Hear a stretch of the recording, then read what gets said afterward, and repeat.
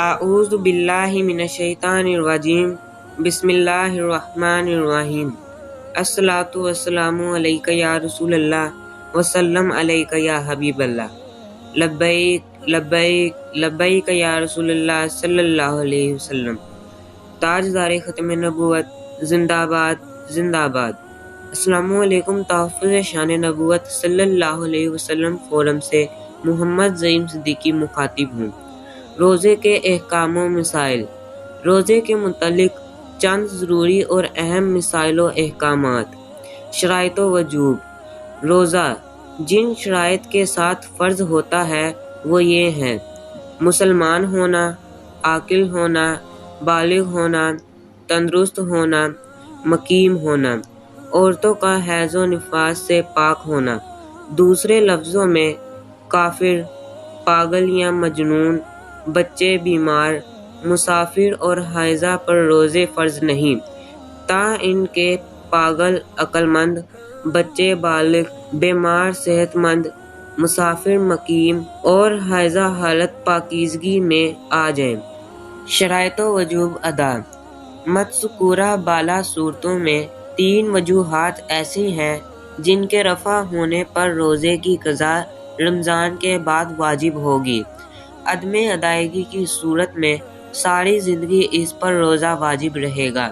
بیمار جب مکمل طور پر تندرست ہو جائے اور روزہ رکھنے کی استطاعت کا مالک ہو جائے، مسافر جب سفر سے واپس آ جائے یا سفر کے بعد مقیم ہو جائے، عورت جب حیض و نفاس سے حالت طہر میں آ جائے۔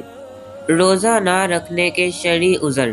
جب مجبوریوں کے باعث شریعت نے رخصت دی ہے کہ اگر وہ چاہے تو روزہ رکھے، ورنہ مجبوری کے اختتام پر قضا روزوں کو ادا کرے۔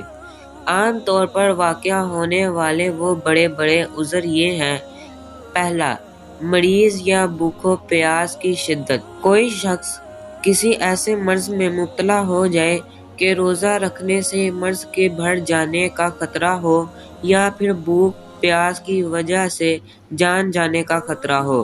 ان صورتوں میں دیندار اور مسلمان ڈاکٹر کی رائے ہی زیادہ قابل اعتبار ہوگی۔ دوسرا، اس عذر کے لیے سفر کی مقدار وہی معتبر ہوگی جس میں نماز کی قضا لازم آتی ہے۔ دوران سفر اگر روزہ باعث تکلیف نہ بنے تو روزہ رکھ لینا ہی افضل ہے۔ تیسرا، کمزور، لاغر اور بوڑھا ہونا۔ کوئی شخص کسی وجہ سے اتنا کمزور یا بڑھاپے کی وجہ سے بہت زیادہ لاغر ہو اور اسے دوبارہ طاقت آنے کی امید بھی نہ ہو تو اس کے لیے رخصت ہے کہ وہ ہر روزے کے بدلے صدقہ فطر کی مقدار میں فدیہ دیتا رہے، یا کسی فقیر، مسکین وغیرہ کو پیٹ بھر کر 2 وقت کا کھانا کھلاتا رہے۔ معذور کو اس صورت میں یہ اختیار ہے کہ وہ یہ فدیہ شروع رمضان میں دے دے، ہر روز دیتا رہے یا آخر میں اکٹھا ادا کر دے۔ چوتھا، عورتوں کا حامل ہونا یا دودھ پلانا۔ رمضان المبارک میں کوئی عورت اگر حامل ہو یا بچے کو دودھ پلاتی ہو اور روزہ رکھنے سے اسے یا بچے کو نقصان پہنچنے کا خدشہ ہو تو وہ بھی روزہ قضا کر سکتی ہے۔ جہاد میں شرکت۔ دشمن کے مقابلے میں لڑنا پڑے اور لڑائی میں حالت روزہ کمزوری کی وجہ سے کسی رکاوٹ کا سبب بنے تو ایسے مجاہد کے لیے بھی رخصت ہے۔ ان تمام صورتوں میں معذور عورت یا مرد کو چاہیے کہ وہ سرِ عام کھانے پینے سے پرہیز کرے، کیونکہ اس سے رمضان المبارک کا تقدس پامال ہوتا ہے۔ روزے کے ارکان۔ روزے کی شرعی اور اصطلاحی تعریف سے ہی اس کے ارکان کا تعین ہو جاتا ہے، یعنی نیت روزہ، امساک یعنی کھانے پینے سے پرہیز کرنا اور مباشرت سے رکے رہنا، سحری سے غروب آفتاب تک کے معین وقت کی پابندی۔ روزے کی نیت کے احکام۔ نیت دل کے ارادے کا نام ہے۔ روزے کی صحت کے لیے نیت سب سے اولیت رکھتی ہے، ورنہ کھانے پینے سے محض رکھے رہنے سے ہرگز روزہ نہیں ہوگا۔ کتب فقہ میں روزوں کی مختلف اقسام بیان ہوئی ہیں۔ رمضان کا روزہ، نذر معین کا روزہ، نفلی روزہ۔ ان کی نیت رات سے کر لے تو افضل ہے، ورنہ نصف النہار سے قبل نیت کر لینا بھی درست ہوگا، لیکن ان اقسام کے روزوں کے علاوہ نیت کا صبح صادق سے پہلے کرنا ضروری ہے۔ مثلاً کفارہ کے روزے، قضاء کے روزے اور نذر غیر معین کے روزے۔ اگر نیت کے مسنون الفاظ دہرا لیے جائیں تو افضل ہے، ورنہ اگر کوئی سحر کے وقت روزہ رکھنے کے لیے اٹھا اور کچھ کھا پی کر روزہ رکھ لیا تو یہی اس کی نیت ہے۔ جمہور ائمہ کے نزدیک ہر روزے کی الگ نیت ضروری ہے، البتہ امام اعظم کے نزدیک پورے رمضان المبارک میں پہلے روزے کو نیت کر لینا ہی کافی ہے، بشرط یہ کہ پورے ماہ میں روزوں کا تسلسل قائم رہے۔ روزے کی حالت میں محض روزہ توڑنے کی نیت سے روزہ نہیں ٹوٹتا جب تک کہ کچھ کھایا یا پیا نہ جائے۔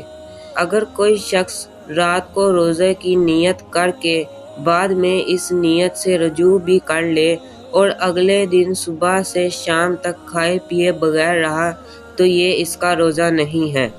ماہ رمضان کے روزے کی میں نیت کرتا ہوں۔ اگر رات کو نیت نہ کر سکے اور دن کو کرے تو یوں کہیں: میں ماہ رمضان کے اس دن کے روزے کی نیت کرتا ہوں۔ دن کو نیت کرنی پڑے تو ضروری ہے کہ اپنے آپ کو صبح صادق سے روزہ دار تصور کرے۔ سحری و افطار کے احکام۔ سحری کرنا یعنی صبح صادق سے قبل کچھ کھا پی لینا سنت ہے۔ سحری کا وقت تو نصف شب کے بعد شروع ہو جاتا ہے، مگر افضل ترین سحری آخری حصہ شب کی ہے۔ سحری میں تاخیر افضل ہے تو افطاری میں جلدی کرنا سنت ہے۔ افطاری میں بلا وجہ تاخیر کرنا مکروہ ہے۔ افطاری میں عجلت سے مراد یہ نہیں کہ وقت سے پہلے ہی افطار کر لیا جائے، اس پر احادیث میں سخت سزا کا ذکر آیا ہے۔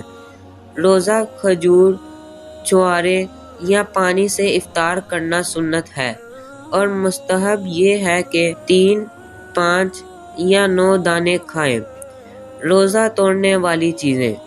عموداً کھانے پینے یا جمع کرنے سے روزہ ٹوٹ جاتا ہے۔ اگر بھول کر کھا پی لیا، جمع کر لیا تو روزہ نہیں ٹوٹتا۔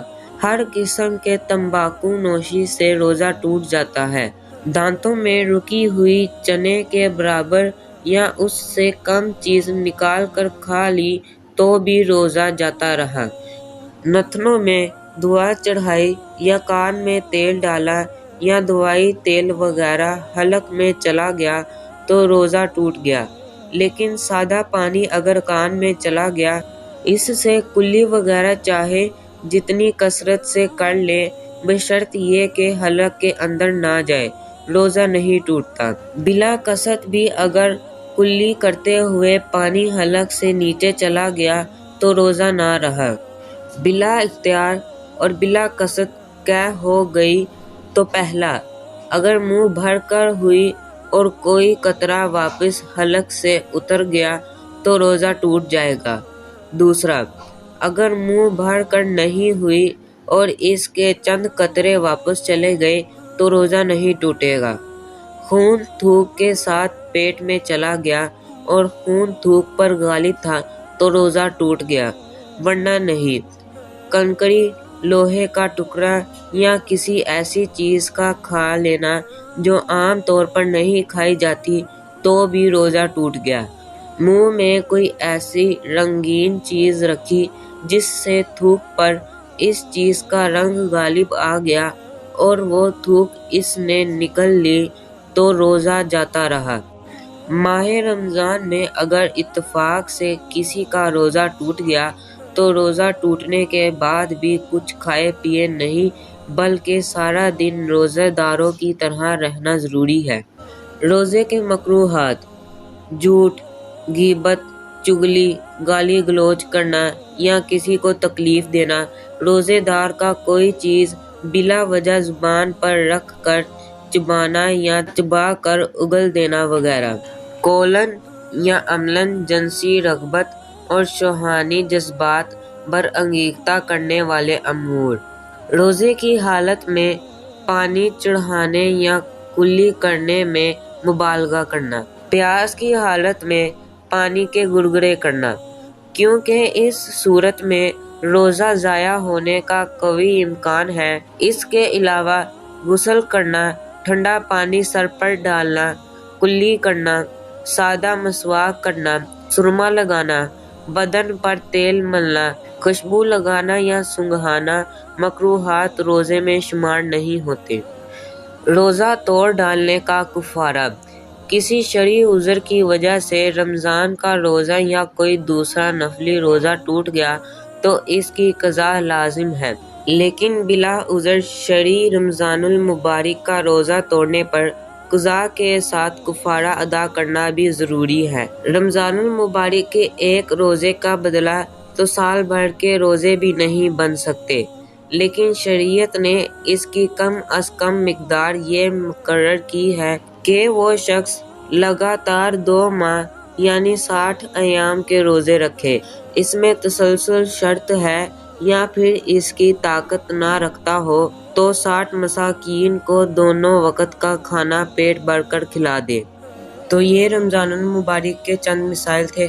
اللہ تعالیٰ میرا اور آپ کا حامی و ناصر ہو۔ جزاک اللہ خیر۔